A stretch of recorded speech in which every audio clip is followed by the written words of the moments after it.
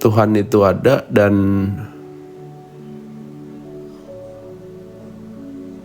bisa dirasakan gitu.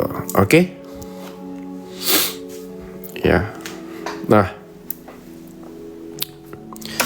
kenapa? Karena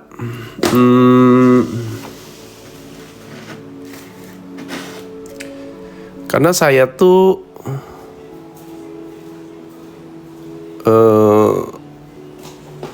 dapat masukan untuk dapat intuisi lah ya, untuk menyuarakan kalau ada power besar di saat kita tuh bisa bersaksi, guys. Ya, ada satu kekuatan koneksi besar di saat kamu bisa bersaksi, dan koneksi itu adalah koneksi ilahiyah. Mungkin teman-teman nih nggak menyadari kalau di saat teman-teman mampu bersaksi itu sebenarnya teman-teman tuh sedang mengakses sebuah hubungan yang eksklusif ya, antara diri kamu dan juga yang menciptakan kamu. Ya, nah, kita mulai, guys. Jadi dalam proses belajar kesadaran dan berspiritual, tentu saja akan menempuh berbagai proses, ya, yang dimana sebagian besar berangkat dari titik yang sama, yaitu jatuh terpuruk, tak berdaya, dan juga kehilangan makna. Jadi ini titik awalnya di sini nih, guys, dalam belajar kesadaran dan berspiritual. Ya, kalau nggak mungkin kamu belajar kesadaran. Kalau nggak mungkin kamu belajar spiritual. Ya, kalau tidak jatuh terpuruk, tak berdaya, dan juga kehilangan makna. Nah, you have simply been taught to prioritize fear over intuition. Kita ini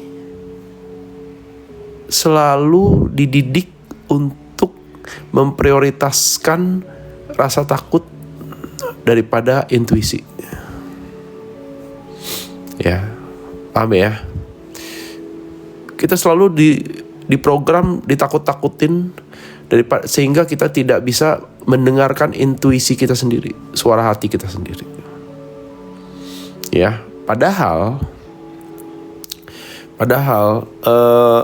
petunjuk itu dari sini, guys. Arahan itu dari sini. Ya. Tuntunan itu dari sini. Oke? Dan nanti konteks bersaksi itu penting nih untuk menyadari kalau inilah ya yang bisa disadari, yang bisa dirasakan sebagai sebuah koneksi.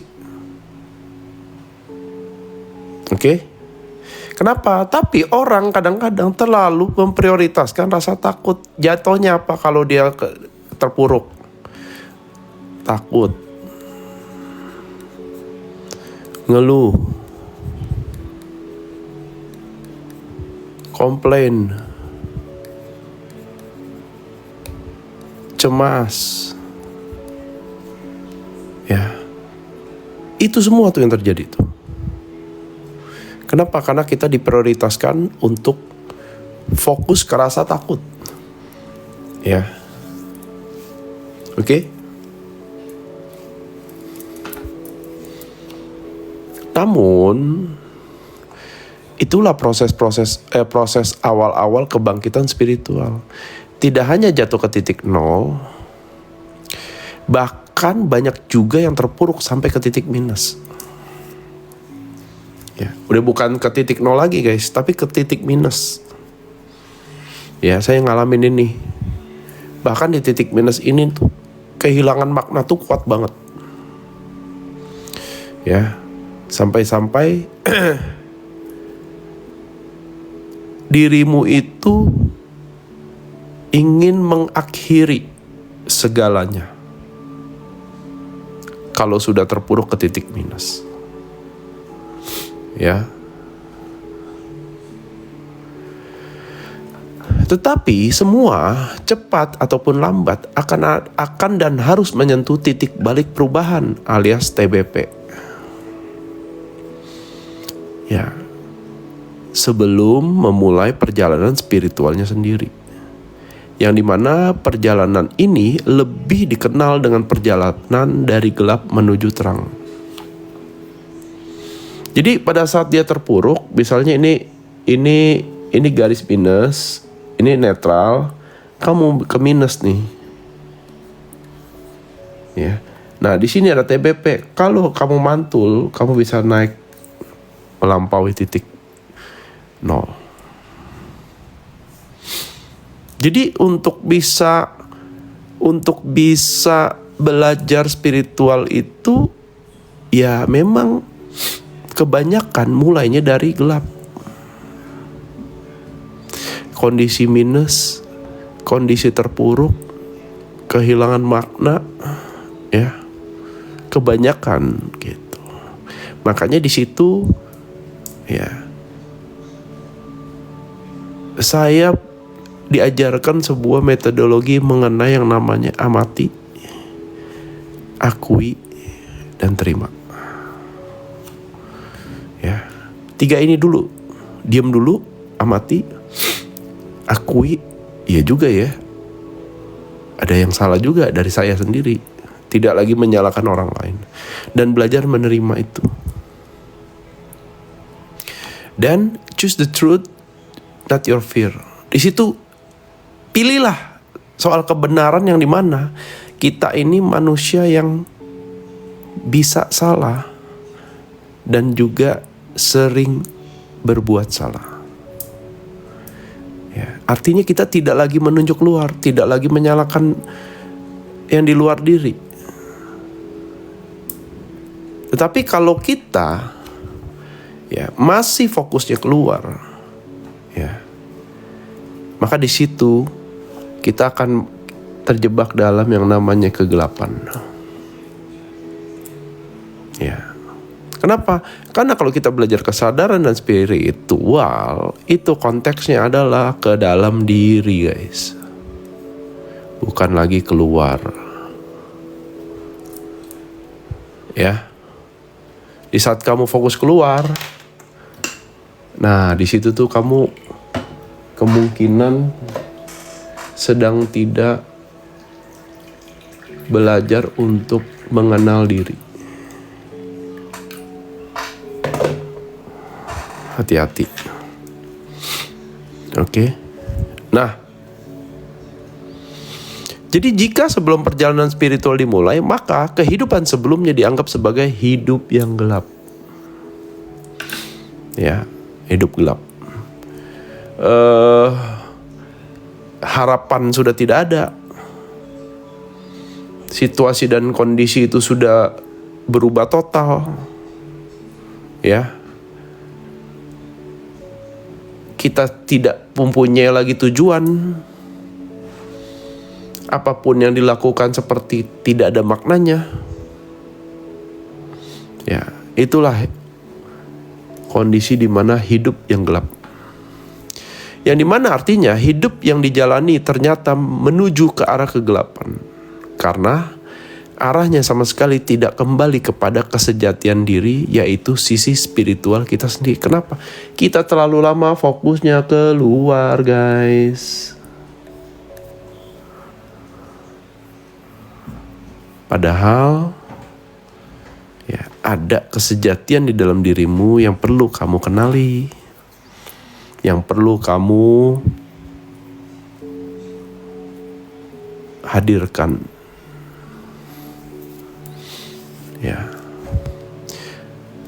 Maka dari itu kondisi hidup yang gelap disebut sebagai dark night of the soul atau masa-masa gelap jiwa. Ya, berarti mayoritas ngalamin, betul nggak? Tolong diketik coba.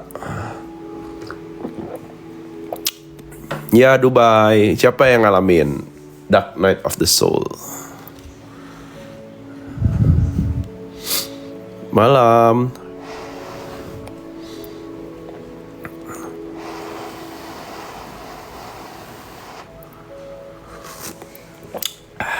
Nah, kalau dia ngalamin ini dan dia masih fokus keluar, yang terjadi dia mencari yang namanya solusi instan. Kenapa? Karena tidak ada proses yang namanya amati, akui, terima. Ini nggak ada, guys. Ya, yang ada adalah solusi instan. Gimana nih biar saya cepet-cepet bisa balik lagi ke kondisi yang sebelumnya? Ya. Nah, dalam proses belajar kesadaran dan spiritual, tentu saja akan menempuh berbagai proses, yang dimana sebagian besar berangkat dari titik yang sama, jatuh terpuruk dan tak berdaya dan juga kehilangan makna. Ya, loh ini yang tadi ya udah ya. Oh double, oke. Sorry. Nah setelah menyentuh TBP, ya oke, alias titik balik perubahan, maka proses perjalanan menuju terangnya pun akan dimulai. Ya. Di momen ini ada beberapa hal yang sangat dibutuhkan untuk diperhatikan agar proses keluar dari masa-masa gelap jiwa bisa terlampaui, dan beberapa hal itu antara lain yang pertama, niat. Niatnya harus kuat, guys. Kadang inginnya doang, ya. Tapi begitu ditawarin shortcut, belok dia, guys. Ya. Ditawarin yang namanya apa?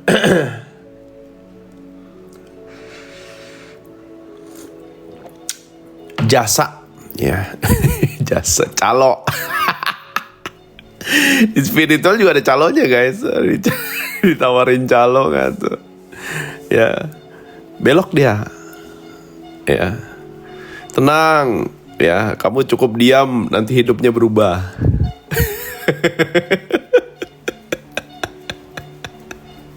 Semua berubah, beres semua gitu ya. Percaya saja sama saya. Yang penting jangan lupa maharnya ya.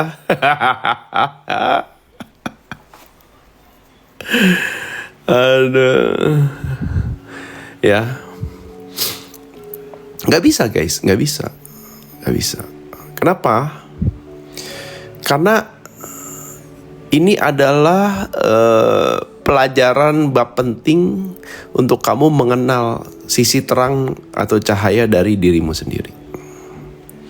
Jadi nggak bisa diwakilkan, gitu. Walaupun kamu anakmu mengalami ini, ya, terus saking cintanya kamu sama anakmu, nggak bisa juga. Dia harus jalanin sendiri, ya. Ya tenang, baca buku mak uang nanti uang datang sendiri. Malam-malam ya. Gak bisa, guys. Jadi butuh yang namanya niat yang kuat untuk bangkit. Yang kedua apa? Fokus. Fokusnya cuma satu, guys, ke dalam diri udah. Ya. Begitu kamu fokus keluar, kamu akan tergoda pasti. Ya, ada yang nawarin calo lah, ada yang nawarin yang namanya itu apa, jasa lah, ya. Nah kata Mas Dwi, just tip lah, just tip hidayah. Ada, guys, ada, iya ya, just tip hidayah kan tuh.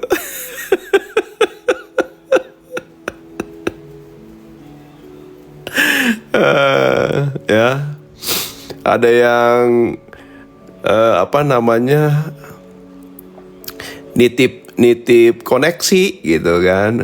Lu mau minta apa lewat gua gitu ya.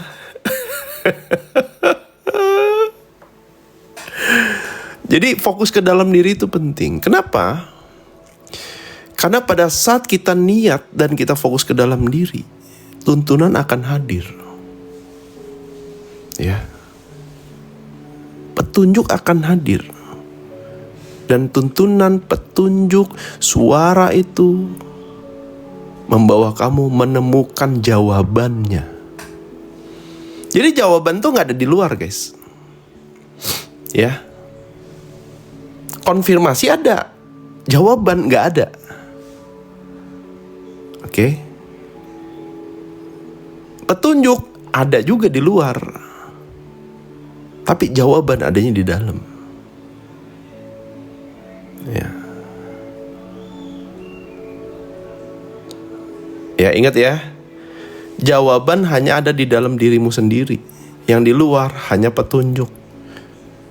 Hanya yang namanya itu konfirmasi. Ya, kita udah tahu nih jawaban nih. Kayaknya ini jawabannya ini deh. Dan kita butuh yang namanya konfirmasi dari orang-orang yang sudah berjalan duluan gitu. Nah, ada konfirmasinya. Ya. Nah, di situ kita makin tanda kutip tuh makin mantap. Ya. Tapi semua dimulai dari fokus ke dalam diri. Ya. Niat yang kuat untuk bangkit. Sebenarnya bukan bangkit nih sebenarnya, tapi katanya yang paling tepat itu adalah lahir kembali.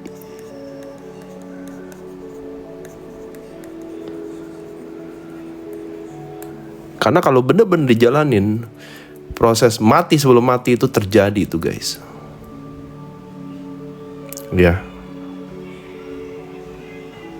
Semua agama ada.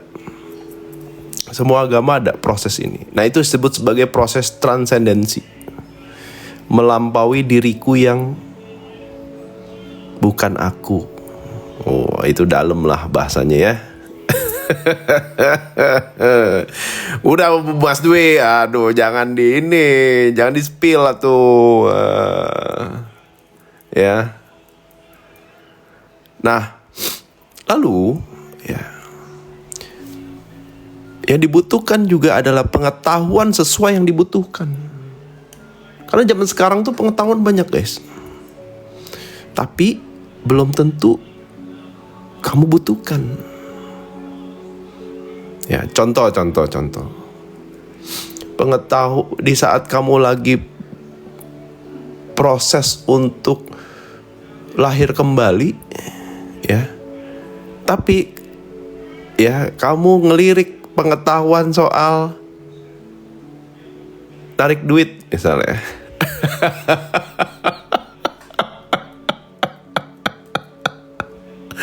Ya, waduh, nggak dibutuhkan itu guys, jangan salah guys ya.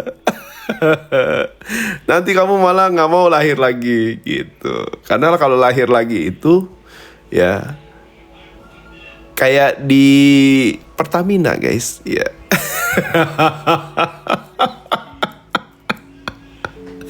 Kayak di Pertamina ya.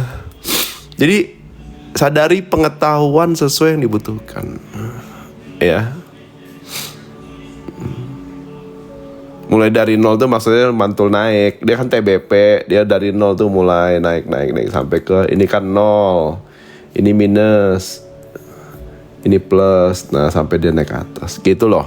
Itu TBP ya. Nah, jadi pengetahuan yang sesuai yang kita butuhkan itu penting guys, harus disadari. Jangan semua tuh belajar ngikut kajian. Tapi begitu mau praktek bingung sendiri kamu. Ini mulainya dari mana ya? Ini lagi marak ya. Ya. Orang tuh sibuk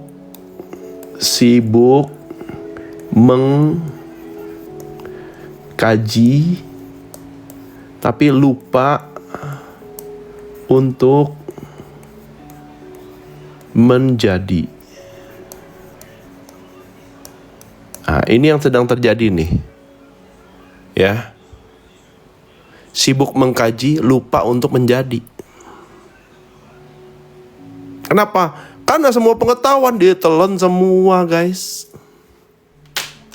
Gitu.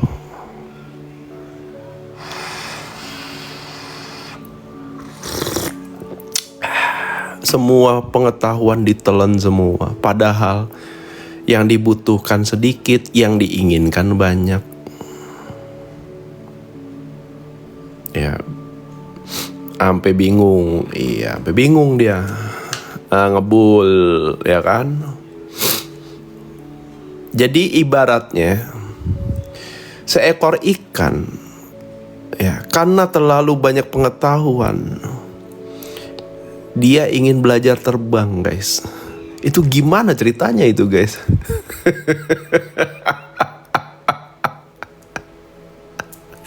Bisa jadi ikan terbang, iya, tapi tetap aja turun lagi kan ke air. Aduh, tetap aja jadi ikan lagi. Aduh, pakai ilmu sakti. Ya,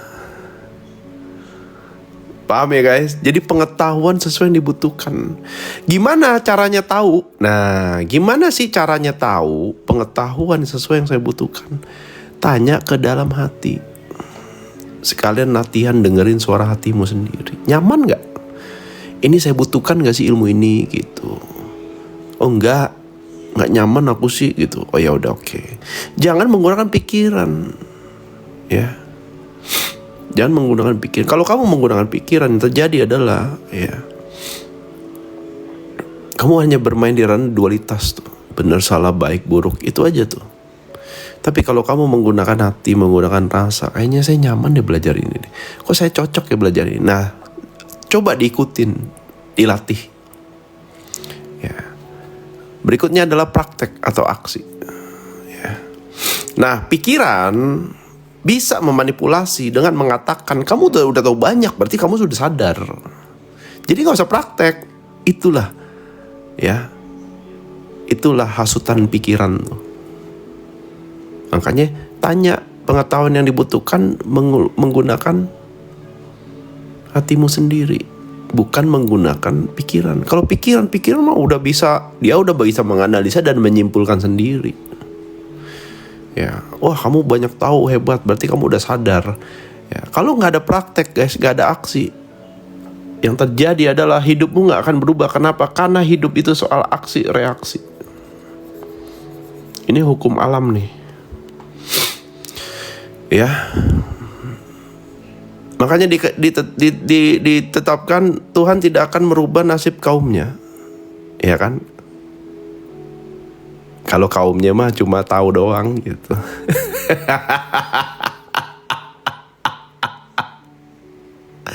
Artinya apa? Reaksi akan muncul begitu ada aksi. Ya, paham ya? Jadi praktek itu penting, laku itu penting. Supaya apa? Di saat kamu bisa praktek, ya, kamu sedang memancing sebuah reaksi dari alam semesta dan sang pencipta. Itulah proses. Proses apa tuh guys? Coba diketik. Pengen tahu saya nih. Coba diketik. Proses apa tuh pada saat kamu melakukan praktek dari pengetahuan yang sudah kamu ketahui? Pertumbuhan, oke. Terus apa lagi? Menuju terang, menyadari, apa lagi? Laku, ya. Menemukan jati diri jejati. Kontemplasi. Nah, kalau dari saya, praktek ini adalah proses.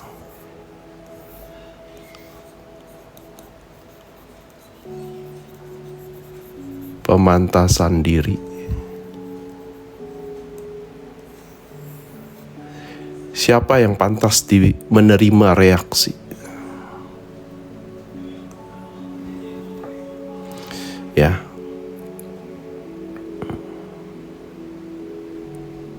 Makanya kenapa penting? Praktek itu penting. Jadi kita semua tuh sedang berusaha memantaskan diri aja.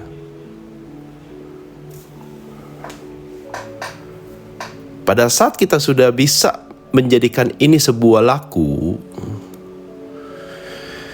ya, lewat konsistensi dan repetisi, ya,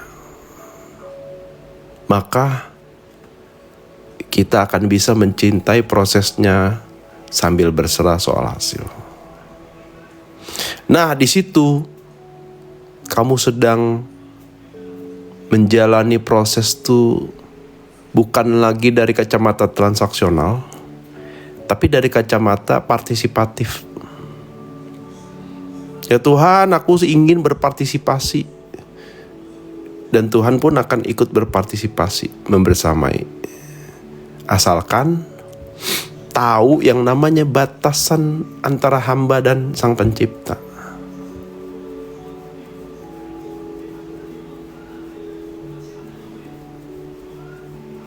Oke? Ingat, ini penting. Ya. Saya cuma melakukan yang ini konsisten, terus menerus, fokus lagi ke dalam diri, ke trigger, fokus lagi ke dalam diri. Waktu saya lagi ini, ingat lagi niatnya ditambah lagi.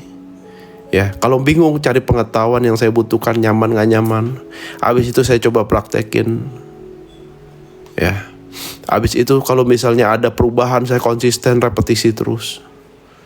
Sambil saya menjalani, sambil saya berserah soal hasil. Karena hasil itu sesuai balik lagi ke pantasan diri. Oke? Nah, ini pun semua perlu dijalani dengan niat yang besar. Ya, dan proses yang cukup panjang. Karena di jalan ini kita sedang bersih-bersih semua yang ternyata tidak mewakili diri kita yang sejati. Dan semua misidentifikasi ini sudah terjadi lebih dari 2/3 dari hidup kita sendiri. Jadi kebanyakan orang yang mengalami awakening 2/3 dari hidupnya itu dia nggak jadi diri yang sejati loh.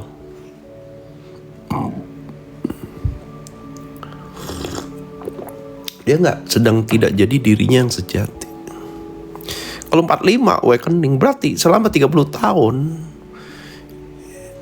dia bukan menjadi dirinya yang sejati, guys. Menarik ya? Kita bisa lupa segitu lama mengenai siapa diri kita sendiri. Itu pun diingatkan lewat yang namanya masa-masa gelap jiwa. Ya. Wah, apalagi 52 tahun gitu. Ya tapi gak apa-apa lah, Buni aja umur 64 ya.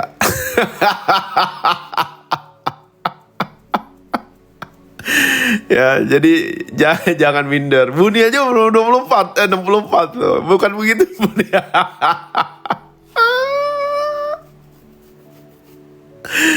Aduh, baru mau bilang no comment. Ya. Lihatin tuh guys, 64 guys. Tapi begitu dia fokus dalam waktu setahun guys, dia sudah bukan dirinya yang dulu lagi. Ya, namun dari pengalaman pribadi dan interaksi saya dengan teman-teman yang jalan bareng, ada sebuah hal yang sangat penting tetapi sangat tidak disadari dalam proses mengenal kembali siapa aku, yaitu soal bersaksi. Ya. Jadi apa itu bersaksi itu? Ya, bersaksi di sini sifatnya intim, subjektif, eksklusif antara jiwamu dengan Sang Pencipta yang disadari menciptakanmu. Jadi ada Sang Pencipta yang kita ciptakan, ada Sang Pencipta yang menciptakan kita gitu ya. Beda ya. Jadi Tuhan itu ada Tuhan yang kita ciptakan, ada Tuhan yang menciptakan kita. Ya. Kalau Tuhan yang kita ciptakan, berarti dia pasti yang di luar diri itu nggak jauh-jauh dari HTC. Itu Tuhan yang kita ciptakan, harta, tahta, cinta. Nih ngerti nggak? Salah kiblat guys.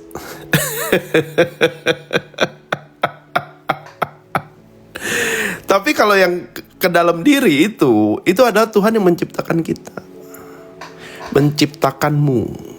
Nah, jadi bersaksi itu menyadari koneksi ini nih. Ya. Di saat kamu bisa bersaksi, wah itu udah balik makom tuh ke hamba tuh. Itu tinggi tingkatannya loh. Jadi dulu saya belajar tuh, puncak tertinggi menjadi manusia adalah balik ke makom hamba. Lewat yang namanya bersaksi. Ya. Tetapi bersaksi yang di sini itu, ya, bukan hanya di ucapan guys. yaitu bersaksi atas kehadiran Tuhan, baik melalui ucapan, perbuatan, maupun cara hidup. Ya, jadi tidak hanya ucapan, tapi perbuatan dan juga cara hidup. Memiliki makna dan tujuan mendalam bagi spiritualitas seseorang dan hubungannya dengan orang lain. Jadi hablum minanas, ada hablum minallah, ada hablum minanas. Semua terhubung, guys. Ya, semuanya terhubung gitu.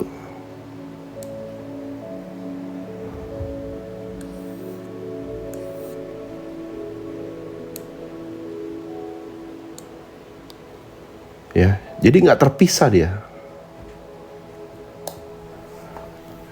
Ada ke atas, ada ke vertikal dan horizontal.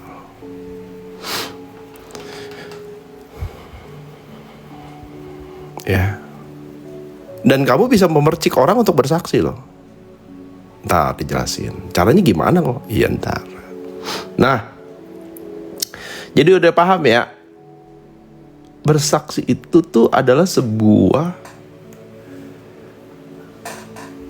koneksi, ya, yang dimana menyadari kalau penciptamu itu selalu meliputi, selalu membersamai, ya, selalu memberikan petunjuk, selalu memberikan arah, selalu memberikan yang namanya itu jalan. Yang menarik adalah saking cintanya pencipta terhadap dirimu. Ya, ini kalau dari perspektif saya ya, secara subjektif. Ya. Jadi kalau dari pemahaman Cohen tuh, saking cintanya sang pencipta kepada Cohen, dia menciptakan seluruh alam semesta ini hanya agar Cohen bisa pulang ke dia.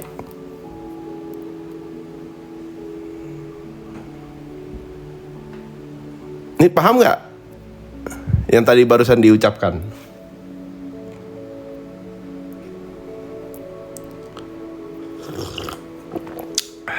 Saking cintanya, diciptakan seluruh alam semesta ini hanya untuk Cohen bisa pulang ke dia. Mau itu pengalaman yang bikin Cohen nyungsep lah, mau dibilang itu orang-orang yang ngejolimin Cohen lah, mau itu orang-orang yang baik sekali sama Cohen lah, itu semua itu beliau yang atur sebagai perantara petunjuk maupun yang namanya sebagai tuntunan.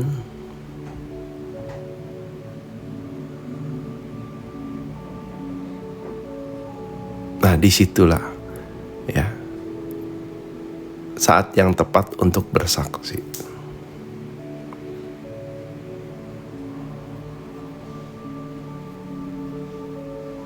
Di saat kamu menyadari ada orang yang tanda kutip membawa pesan, ya, disitulah kamu bisa bersaksi. Ternyata saya nggak ditinggal sendirian.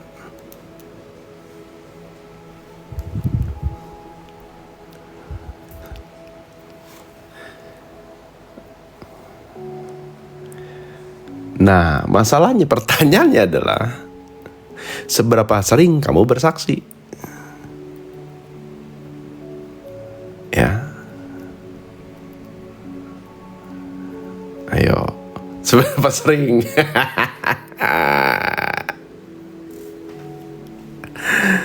Apakah cuma pas mau login? Atau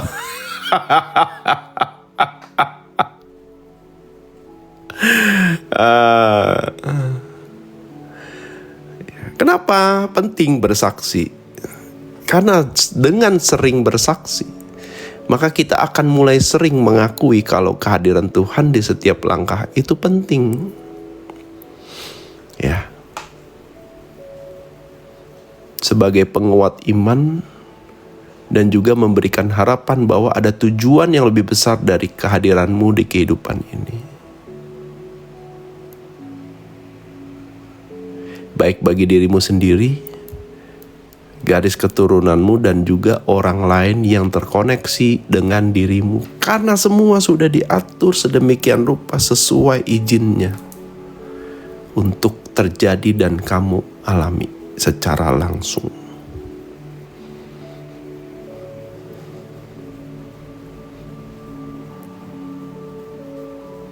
Nah, di situ baru menyadari yang namanya konteks dari dia untuk dia. Ya. Dari dia untuk dia.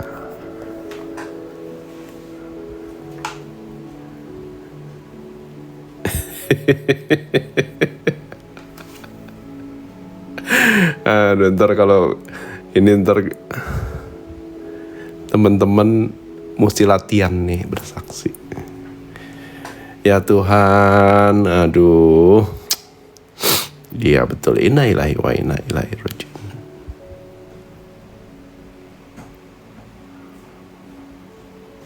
Ya, jadi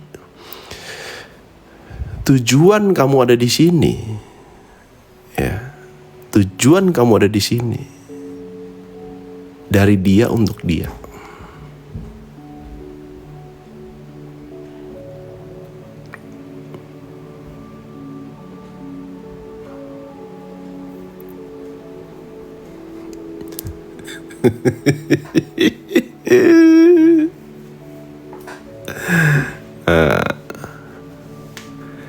Ya mau komplain apa lagi gitu loh kalau udah sering latihan bersaksi. Kamu mau komplain apa? Hah? Kamu mau ngeluh apa lagi?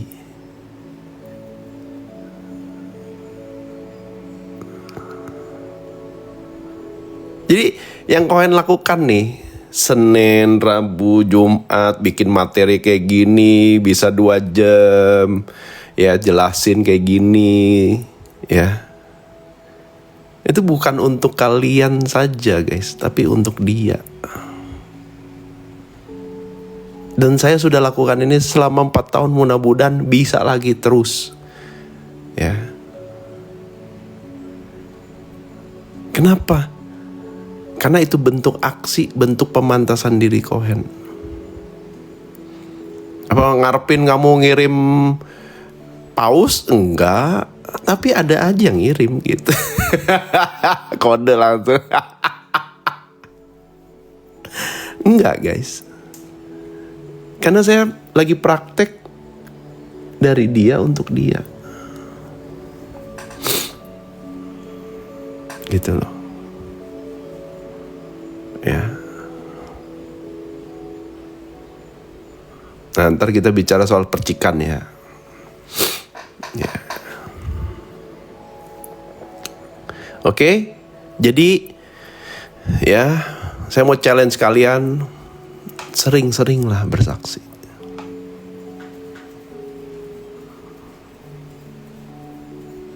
Ya, kalau kamu kebiasaanmu adalah bersaksi,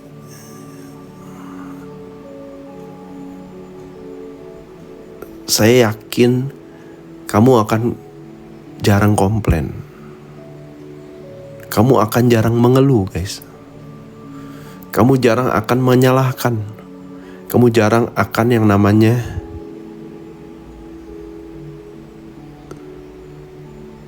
memendam amarah. Karena belajar ridhonya adalah dari sini. Pada saat kamu bersaksi, kamu lagi ridho loh. Sadar gak?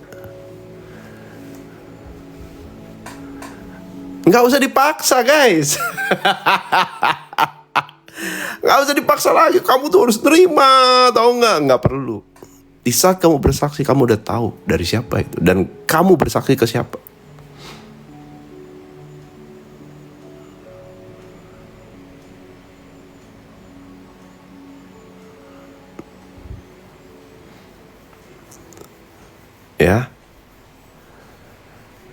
Jadi dilatih. Semua bedanya adalah terlatih dan tidak terlatih aja. Ya. Begitu kamu sering bersaksi, pada saat kamu melakukan ritual lagi, koneksi itu lagi, coba dialamin. Berubah gak? Berbeda gak? Kalau berubah berbeda, sok nanti kamu naik bersaksi di room saya.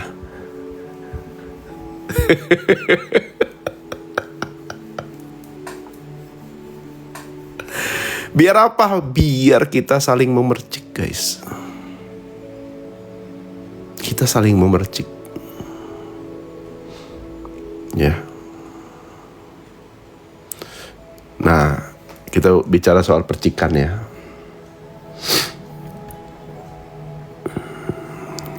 Jadi dulu waktu saya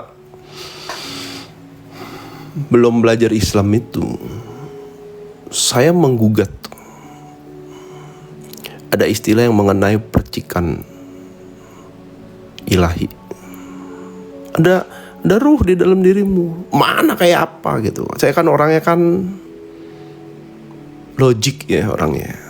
Kayak apa gitu. Seperti apa yang kamu maksud percikan itu gitu kan. Dan pada saat saya menggugat itu, tahu gak apa yang terjadi, guys? Yang terjadi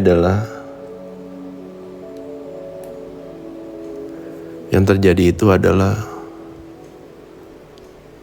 saya melihat secara langsung. Wah, tuh sampai bikin AI-nya, guys. Enggak, tapi ini saya ngalamin bener. Ini saya ngalamin langsung ya. Jadi saya tuh pada saat saya menggugat itu, saya ngelihat langsung, guys. Ada orang yang sedekah. Ada orang yang menerima sedekah. Tuh waktu saya ngelihat ini, guys, saya terharu loh.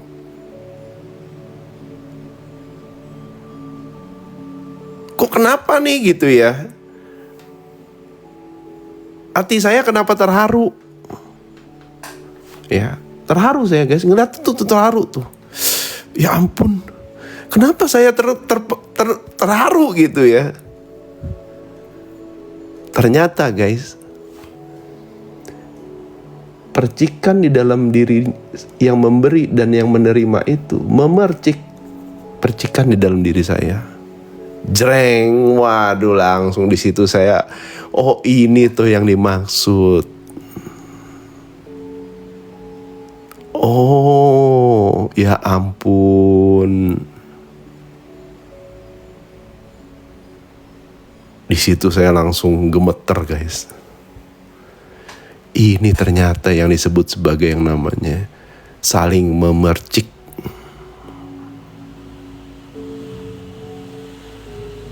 Saat itu nggak berani saya nanya. Udah bukan percaya, guys, sing yakin itu. Udah bukan percaya lagi. Kalau percaya belum tentu yakin. Sing yakin saya. Udah bener-bener yakin. Gila ya. Langsung dijawab lewat yang namanya bahasa peristiwa.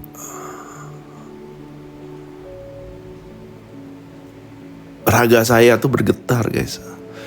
Ya, jiwa saya itu terharu. Sampai disadari air mata keluar di situ. Segini ya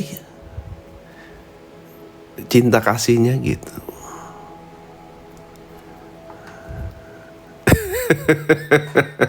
Nggak, ini beneran tuh saya ngalamin loh. Makanya saya bisa cerita gini.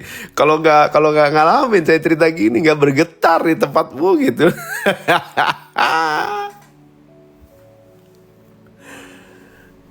Baru tuh, aduh ternyata. Nah dari situ, guys, saya mulailah mendengarkan suara hati. Karena dilihat nggak ada, disentuh nggak bisa, tapi dirasain, tapi bisa dirasakan. Ya. Terharu menerima kebaikan orang sama lah. Saling memercik kan. Tapi tidak hanya dirasakan,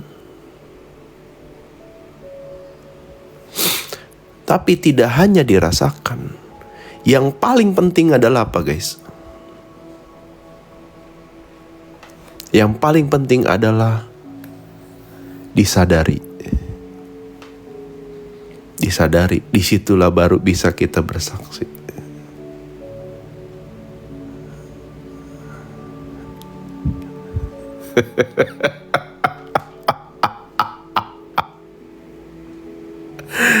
Aduh. Oke, nangkep ya. Ya, nah. Terus saya terpanggil gak? Terpanggil. Makanya saya tuh ingin berbagi, tapi waktu itu ya waktu itu kan minus ya untuk diri sendiri aja susah gitu. Ternyata sedekah itu nggak cuma soal uang, ya, pengalaman, ilmu, doa, ya, tenaga, itu semua bisa jadi sedekah guys. Seperti halnya hari ini gitu, saya berbagi pengalaman. Nah, dari situlah saya biasain untuk melatih bersaksi sesering mungkin. Ya. Sesering mungkin. Kenapa? Karena saya sedang menjaga koneksi itu terus hadir, agar saya terus dituntun.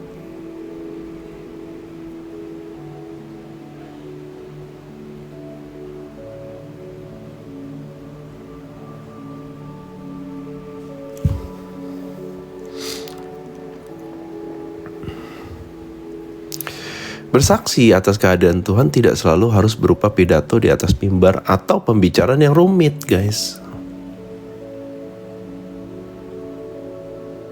Pada hakikatnya bersaksi adalah menunjukkan realitas kasih dan keberadaan Tuhan melalui seluruh aspek kehidupan kita. Ya.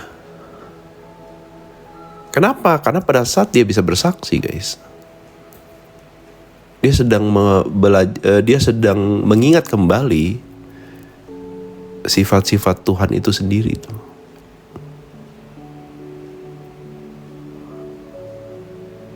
Ya. Sifat-sifat Tuhan itu sendiri.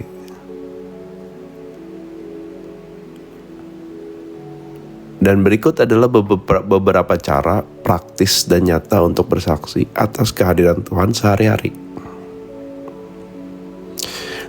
Pertama, ya melalui karakter dan integritas atau tindakan. Kenapa? Karena tindakan seringkali berbicara lebih keras daripada kata-kata. Jadi lewat memberi contoh.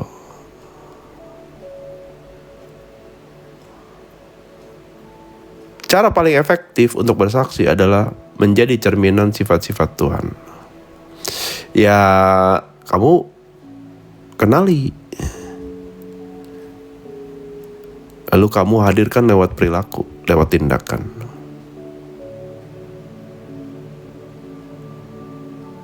Berikutnya adalah melalui perkataan dan kesaksian lisan. Saat waktunya tepat, ya, bagikan pengalaman pribadi Anda dengan tulus tanpa kesan menggurui.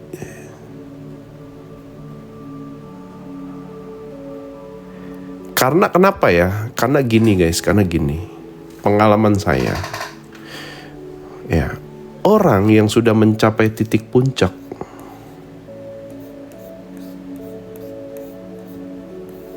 ya, banyak. Tapi orang yang mau turun untuk berbagi gak banyak guys.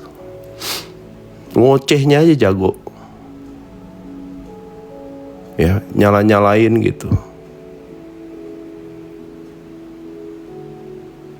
Jadi gap antara orang yang di atas, yang sudah tauhid misalnya, dengan orang yang masih on the way ke sana, ini terlalu jauh guys. Dan orang-orang yang di sini itu nggak peduli, yang ada malah menjudge dia. Itu pengalaman pribadi saya loh. Untung saya ketemu sama guru tuh yang tanda kutip itu rada-rada gila sih pada saat belajar tasawuf.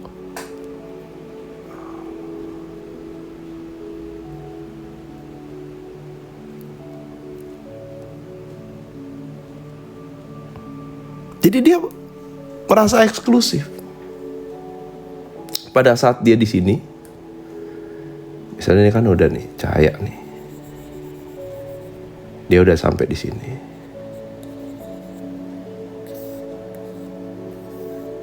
Tapi orang-orang yang di sini masih terpuruk. Bingung dia mau ke situ gimana. Orang malah nggak peduli. Nggak peduli guys. Yang ada malah adalah ngoceh aja kerjanya tuh. Nyalah-nyalahin. Kamu lah kurang sholat lah. Ya. Merasa eksklusif. Padahal guys, padahal guru saya ngasih tahu, lo tahu nggak begitu lo sampai puncak, jalan satu-satunya cuma turun. Dan itu yang dilakukan oleh para nabi.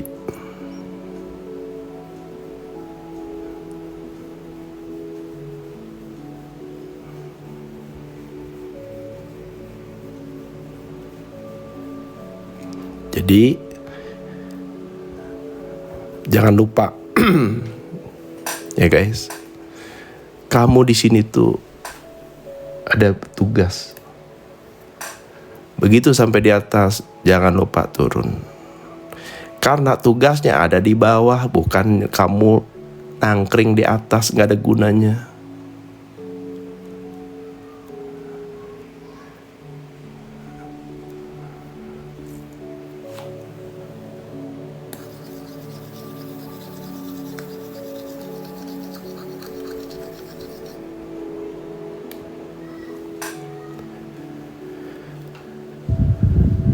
Berikutnya adalah melalui sikap saat menghadapi ujian. Jadi kehadiran Tuhan seringkali paling terlihat bukan saat kita hidup lancar guys. Justru sebaliknya, di saat kita berada dalam yang namanya cobaan. Ya. Kebanyakan orang pada saat udah lancar, baik-baik saja, kita lupa malah guys.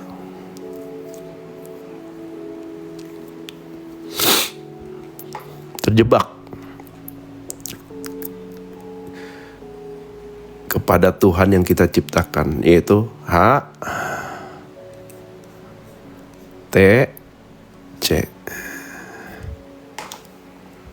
Harta, tahta, cinta.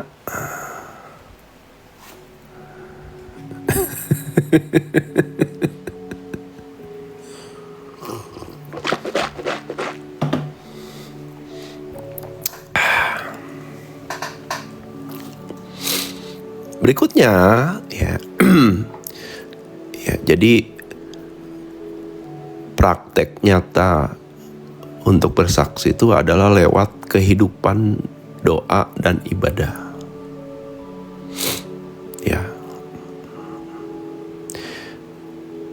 Menjaga kebiasaan berdoa, bermeditasi, dan beribadah secara tulus akan membuat hubungan yang erat dengan Tuhan dan akan terpancar secara alami dalam perilaku sehari-hari. Kenapa? Pada saat dia melihat yang namanya ritual dan ibadah itu tidak lagi hanya sebagai kewajiban, tapi menjadi sebuah kebutuhan, di situ dia menyadari pentingnya koneksi itu bisa terhubung sesering mungkin. Nah, di situ dia dia itu mampu mengakses yang namanya jiwa tenang. Ya. Kenapa? Karena dia tidak lagi reaktif tindakannya. Karena dia bisa menjaga perkataannya. Karena dia bisa menjaga yang namanya responnya, reaksinya pada saat ada cobaan. Apalagi diikat dengan yang namanya doa dan ibadah. Ya. Pelan-pelan dia sedang melatih kondisi jiwa tenang. Berikutnya adalah yang terakhir, menjadi terang di lingkungan sekitarmu. Ya. Misalnya menyuarakan keadilan. Artinya sifat maha adilnya dipancarkan. Membela yang lemah. Peduli pada sesama yang membutuhkan. Ya. Wah, ini teman-teman bisa bisa pilih lah ya. Ya, di saat kamu tidak lagi berada dalam kegelapan, tetapi kamu sudah masuk ke sebuah kondisi terang dan kembali menjadi cahaya. Itu tugasnya adalah berbagi cahaya. Ya.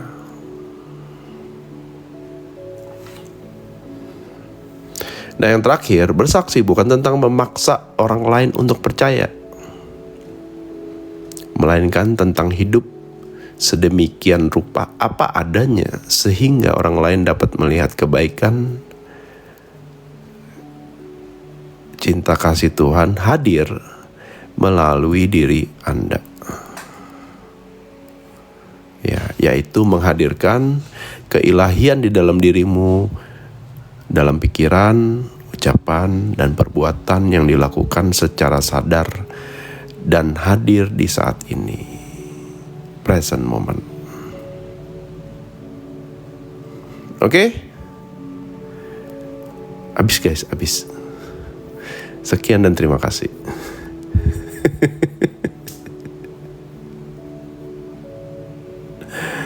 Aduh.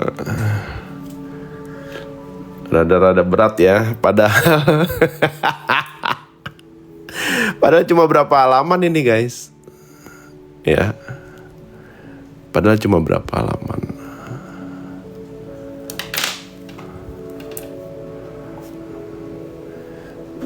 Saatnya sebat guys. Kalau tergoda nafsu gimana? Ya latihan dong. Ingat ya guys, ingat ya, di saat kamu bersaksi, kamu sedang mendekatkan dirimu kepada Sang Pencipta. Di saat kamu tergoda hawa nafsu duniawi, kamu sedang menjauhkan diri dari Sang Pencipta. Simple. Itu kan soal pilihan ya. Ya, nggak ada yang instan guys. Semua butuh praktek dan latihan. Gitu. Jadi nggak ada yang instan. Nanti ujungnya adalah terlatih atau tidak terlatih sih.